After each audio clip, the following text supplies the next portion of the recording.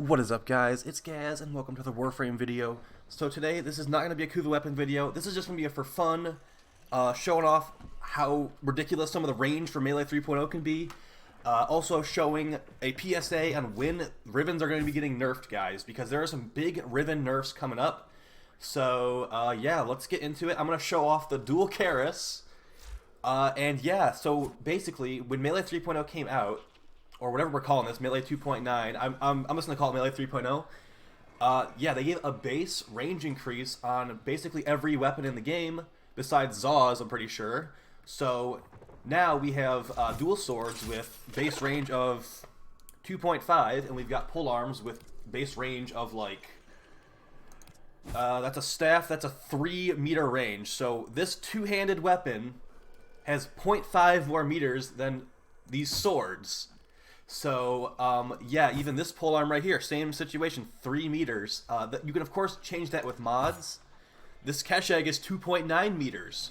So, when you start looking at these things, guys, and, like, how much range you can actually squeeze out, it seems like the dual Karis might be the longest range melee weapon in the game. And that's because it has max Riven disposition, and it's a dual sword, which has pretty good range at base. So, if you look at all the weapons with max Riven disposition in the game, I'm pretty sure this is one of the better ones for max range, also having good damage. So this is pretty much a god roll for getting max range. We got 3.7 meters on the Riven, we got 3 meters on the Primed Reach, and if you even wanted to go crazier, you could put on Spring-Loaded Blade, which gives you like 2 more meters. If we were to put this on, it would be 11.2 meters on our dual swords, guys, that's pretty respectable. So let's quickly show this off. I'm going to put you in some mission gameplay as well. Just a pretty quick mission. I just want to show that this is possible nowadays, guys. And the way you're going to get this is you're actually going to want to get a 5 dispo Riven, and you need to get really lucky. You know, there's no real way to directly farm anything, so that is about 9 meters away. We should hit this entire line of heavy gunners.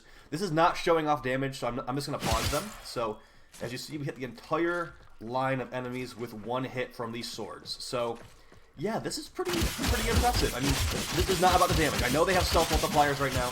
I'm sure I'll still see a comment about that. But, yeah, I don't see anything that's longer range than this. I also have my Tekko, which are some fist weapons. I have a range Riven on those, too. And how much range do we got on here? We have 1.35 meters range normally. So when I put the max range build on, let's see what we get to.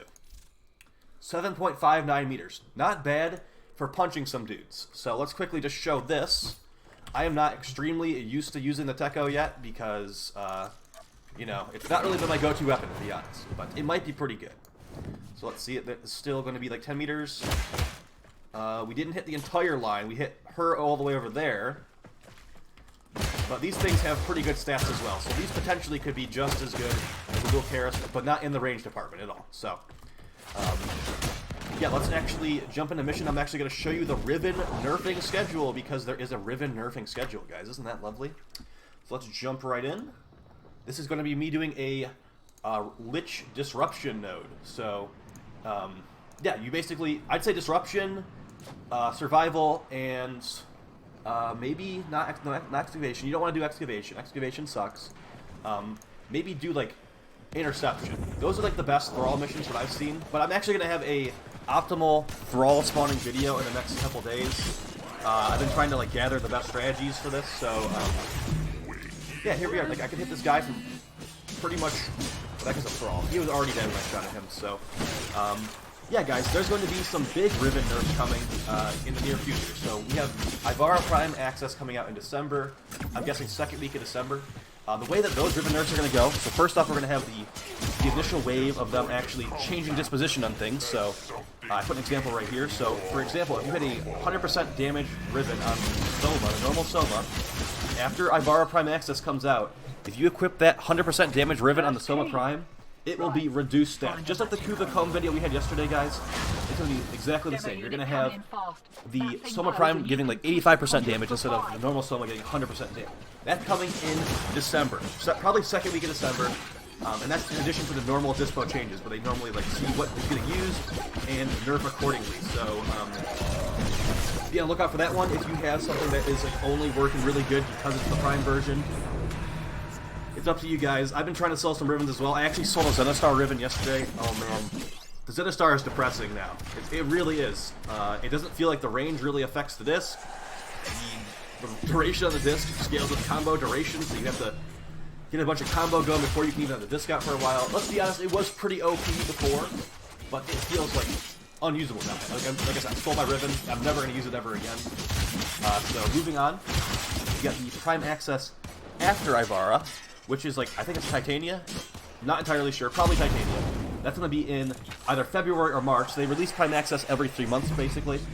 And they have told us that the Prime Access after Ivara is going to be the big Chungus melee Riven nerf. So they're gonna do this thing where like basically Graham Rivens, like Graham Prime Rivens, are gonna get nerfed on the not normal Graham. Like if that makes sense. Like my example for Ivara, like 100% damage Riven on the Graham Prime is gonna be like 120% damage on the normal Graham. That nerf is gonna be going through in December. But the big Chungus Riven nerf, like I said, that second Prime Access, the one that's coming in 2020. So that's when we'll actually be seeing these numbers getting hit. The 9.2 meter range, that's not going to be a thing anymore, guys. That's getting removed. If you want things like this, you need to jump on it right now and experience it while you can, because this will not be a thing anymore. Even more so, every Prime Access after Titania Prime Access, they'll be doing the Riven, melee Riven nerfs as well. So they wanted to not touch melee Riven at launch because they realized it would be like probably nuking the normal meta too hard, but honestly I think they nuked the meta hard enough because Maiming Strike is worthless. I've not been using Blood Rush recently. I'm still deciding if I want to use Blood Rush or not. It doesn't seem necessary. And then Condition Overload, I haven't put on a single build yet, so yeah, that's the situation we're in. I think they could have honestly just nerfed the melee Rivens and ripped the band-aid off while they were at it, but maybe it would have made people too angry, so yeah, that's the schedule, guys. As far as these dual Karis and the 9.2 meter range, it's hilarious. They do good damage too, so this is definitely fun. Maybe someday we'll be able to lock a stat on a Riven. Just think of how nice it would be if you could lock a single stat on a Riven. It's like you have a dual Karis Riven, and you know that you don't want finisher damage, so you lock in a negative finisher damage, negative. So every Riven after that's going to have negative finisher damage. That makes getting a God Roll Riven like infinitely easier, because every stat after that's going to be higher because it's going to have a negative. It's going to have the negative you want. Then after that, it's just like, oh, I need to get the stats I want now. I need to get critical damage, critical chance, range, whatever you're looking to get. I think we should honestly get that, because there's just really no control over this stuff, and it feels bad. Just like the Lich system, where the only thing you can control is the element, and then you get a 25% impact Kuva Kraken, and no Ephemera, even farming like 4 impact Liches, because the impact Ephemera looks awesome. You know, maybe we should get a little more control over this stuff, at least in my opinion, guys. That's going to be it for this quick video. I just want to show you that you can get some crazy range numbers on these Rivens. I'm actually going to show, let's quickly, before we end it, let's show, I have a range Riven on my Play Crit Path as well, and it actually has less range than the dual swords. That is mostly because of the Riven disposition, but as you see right here, we have 6 meters range. Do we have Prime Reach on here? We do have Prime Reach.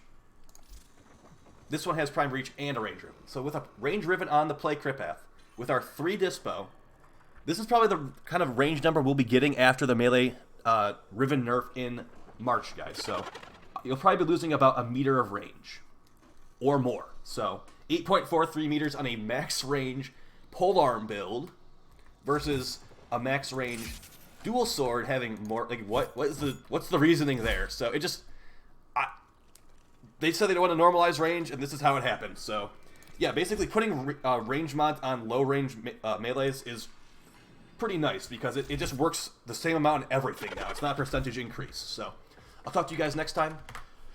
Make sure that you're having a good weekend, and take it easy. Make sure to check out the Twitch channel if you haven't already. We stream almost every day.